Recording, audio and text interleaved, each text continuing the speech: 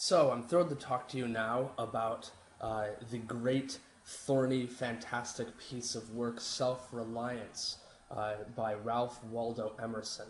That one was a little bit more difficult to read, right? But there's so much here that's so fantastic. Actually, of Emerson, Harold Bloom, who's probably the most famous and respected literary critic of the last 30 to 50 years, he says that Emerson was the most influential writer of 19th century America, and that basically everyone who was a contemporary of him and everyone who followed him sort of had to deal with the weight of his influence. For example, Whitman, Thoreau, and the great psychologist William James, they all sort of were for the Emerson camp, while even those who were ostensibly against his beliefs, such as Melville, Nathaniel Hawthorne, and the novelist Henry James, even the ones who were against him were so influenced by him that they had to grapple with the things that he said. Without mincing words, Emerson is a giant of American literature, and even if his work seems a little bit difficult when you first account it, maybe a little bit unapproachable, it's definitely something that with more time put into it and a little bit more thought and dedication is well worth the investment. Self-Reliance is a document in favor of individualism, which seems relatively obvious just due to the title, but the rampant nature of his individualism was definitely something to be reckoned with. He was of the mind that everybody should sort of seek their own way in life and avoid conformity at all costs. It was a very American philosophy. He was all about democracy. He thought that democracy worked best with free thought. He often, interestingly enough, defined conservative versus liberal politics as being the party of memory versus the party of hope. And I think that that's a really fantastic and interesting distinction that we can definitely still apply today. In the wake of the death of his first wife of tuberculosis, she was very young, not even yet in her 20s. He left the ministry because he had been part of the church, but he had some misgivings due to the conformity that he saw there. He believed in the infinitude of the individual. That was a major tenet, that inside each and every person is genius. And you can see how this is an American mindset.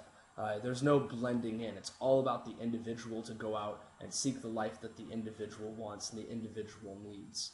He thought that society, when not kept in check, is something that actually degrades our own persons. He said that society was in conspiracy against the manhood of its members.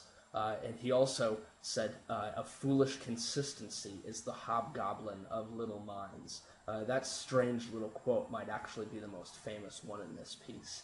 But he really did think that anybody who sort of believes what other people tell him or her to believe is foolish, and that everybody needs to sort of go out and find their own way, that you need to trust your own thought even more than the thought of any wise man. Emerson was so sort of firm in this belief that he would have had a great hesitance at the idea that even us should lay down our arms and follow an Emersonian way of thinking.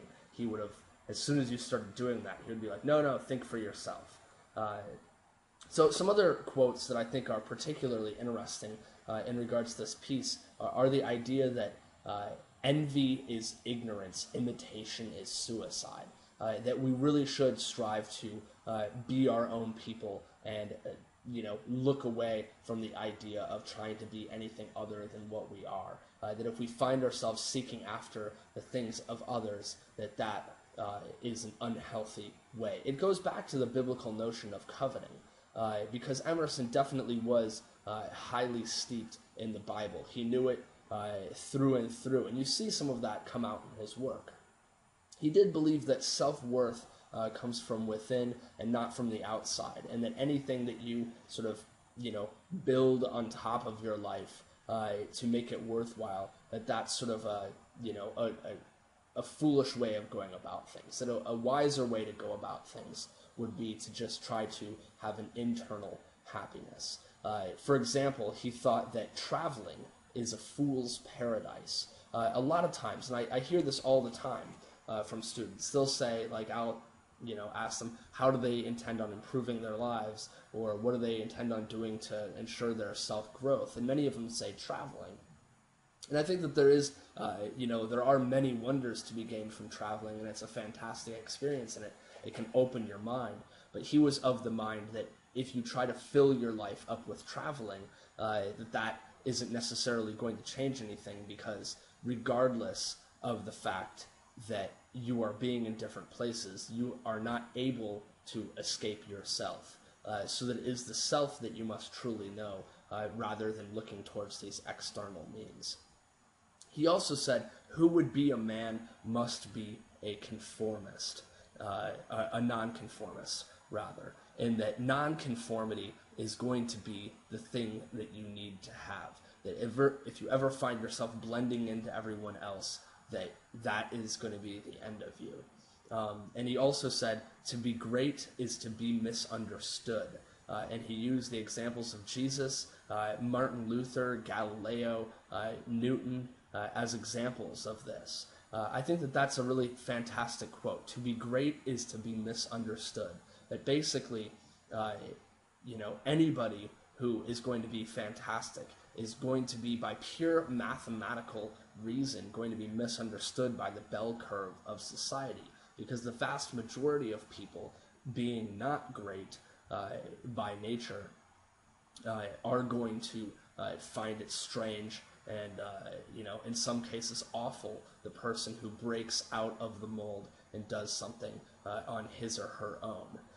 So that whole entire idea is that it takes risk to be a nonconformist. It takes bravery and boldness to step out, but that's what you need to do. So ultimately, I think there are two quotes that really jump out as being sort of the fundamental tenets of self-reliance and of this sort of Emersonian way of thinking.